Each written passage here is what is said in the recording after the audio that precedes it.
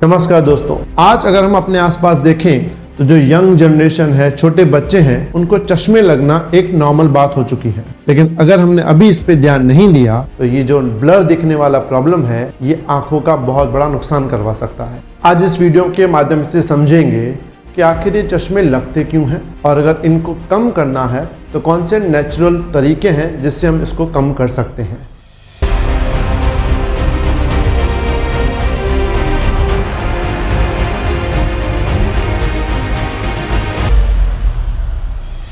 छोटे बच्चों में और यंग जनरेशन में जो ये आंखों का प्रॉब्लम होता है, उनमें उनको दूर की चीजें ब्लर दिखाई देती हैं। इस प्रॉब्लम को बोला जाता है नियर साइटनेस। साइंटिफिकली बोले तो उसको नाम दिया जाता है मायोपिया। जब आपकी आंखें नॉर्मल होती हैं, उस वक्त जो रेज बाहर से आती हैं वो सबसे पहले आंख के आगे वाला हिस्सा, जिसको कॉर्निया कहा जाता है, वहां से पास होकर अंदर जो लेंस है वहां से रिफ्रैक्ट होके पीछे रेटिना पे फोकस होती हैं और रेटिना से एक नर्व जुड़ी होती है, ऑप्टिक नर्व, जो सीधा माइंड के साथ टच होती है, जिससे हमें प्रॉपर इमेज दिखाई देती है। लेकिन जब हमको मायोपिया होता है, मतलब नियर साइडनेस होती है, उस वक्त अपना आईबॉल है, उसकी जो साइज है वो पहले से बढ़ जाती है, मतलब एलोंगेट हो जाती है, जिसकी वजह से जो रेज रेटिना पे फोकस करनी चाहिए वो उससे पहले फोकस हो जाती है, जिसकी वजह से माइंड प्रॉपर इमेज नहीं बना पाता और हमें इमेज ब्लर दिखाई देने लगती है। अब सबसे बड़ा सवाल ये है कि ये मायोपिया होता क्यों है, हमारे आईज एलोंगेट क्यों हो जाती है और इसके पीछे की रीजंस क्या हैं।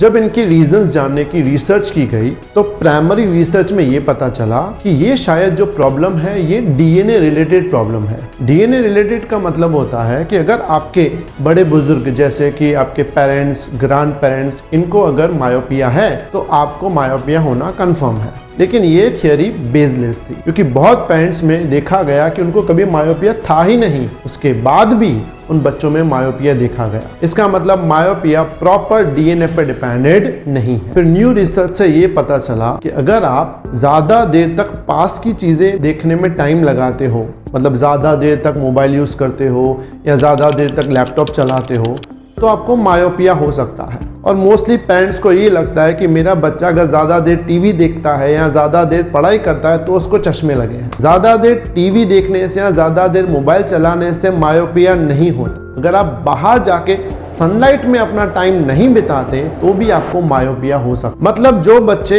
इंडोर एक्टिविटी में जो कॉन्सेंट्रेट कर रहे हैं, अगर उतना ही वो आउटडोर एक्टिविटी में अगर कॉन्सेंट्रेट नहीं करते तो मायोपिया हो सकता है। मतलब मोबाइल ज्यादा देर चलाने से मायोपिया नहीं होगा, लेकिन मोबाइल ही चलाने से मायोपिया हो सकता है। मतलब आप सिर्फ मोबाइल ही चलाओ, बाहर जाके नहीं खेलते तो आपको मायोपिया हो सकता है। साइंटिफिक रिसर्च ये बताती है कि जब आप सनलाइट में बाहर जाते हो तो जो सनलाइट है ना, हमारे आईज के अंदर डोपामाइन जनरेट करती है। डोपामाइन हमारे आईज के रेगुलेट करने के लिए बहुत जरूरी है। बिना डोपामाइन के हमारे आईज प्रॉपर रेगुलेट नहीं होती। लेकिन डोपामाइन जो जनरेट करना है उसके लिए प्रॉपर इंटेंसिटी लाइट चाहिए, जो लाइट हमें घर के अंदर नहीं मिलती। इसलिए देखा गया है कि जिन बच्चों का मोस्ट ऑफ टाइम घर में बैठा होता है, जो मोस्टली टाइम पढ़ते रहते हैं या टीवी देखते हैं, जो बाहर नहीं जाते, उनको मायोपिया होने के चांसेस बहुत ज्यादा हो, क्योंकि आंखों को रेगुलेट करने के लिए जो इंटेंसिटी, जो डोपामाइन चाहिए वो आपको बाहर सनलाइट में ही मिलेगी, बाकी पॉसिबल नहीं। कुछ कंट्रीज में तो रिसर्च से ये भी पता चला है कि जो बच्चे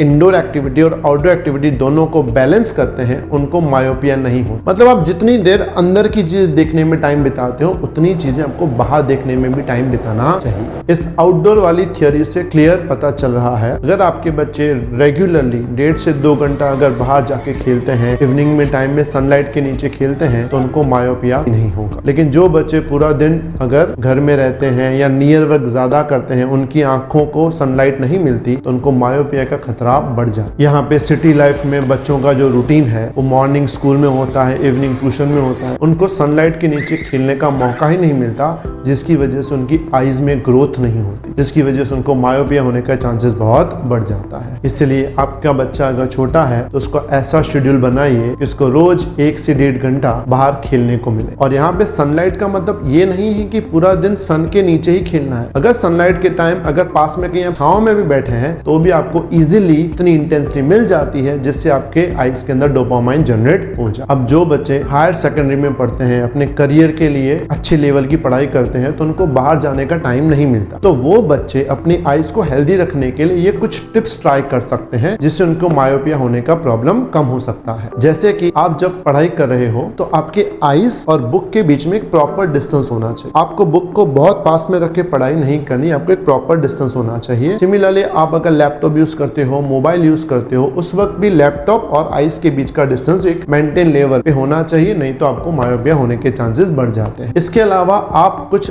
आईज की एक्सरसाइज भी ट्राई कर सकते हो, जैसे कि ज्यादा काम करने के बाद अपने हाथ की जो पाम्स हैं उस पाम को अब से आंखों पे थोड़ी देर रख देखिए, इससे भी आपकी आंखें इजीली रिलैक्स हो जाती हैं। इसके अलावा आप एक और रूल याद रखिए, 20-20-20। मतलब जब आप नियर वर्क कर रहे हो, लैपटॉप चला रहे हो, पढ़ाई कर रहे हो, तो हर 20 मिनट काम करने के बाद अपनी जगह से 20 फुट दूर रखी हुई चीजों को 20 सेकंड तक आपको देखना होगा। मतलब हर 20 मिनट पढ़ाई करने के बाद आप 20 मिनट दूर चीजों को 20 सेकंड तक देखिए, उससे भी आपकी जो आईज है वो रिलैक्स हो जाएंगी। तो ये रूल याद रखना, 20-20-20। हर 20 मिनट पढ़ाई करने के बाद आपको 20 फुट दूर रखी हुई चीजें को 20 सेकंड तक देखना है। इसके अलावा आप आईज के लेंस की कुछ एक्सरसाइज कर सकते हैं, जैसे अपने आईज से आप 8 नंबर भी बनाओ, जैसे ऐसे करके ऐसे 8 नंबर बनाओ, उससे भी आपकी आंखों में जो है स्ट्रेंथ बढ़ेगी। इसके अलावा अपनी आंखों को क्लॉकवाइज,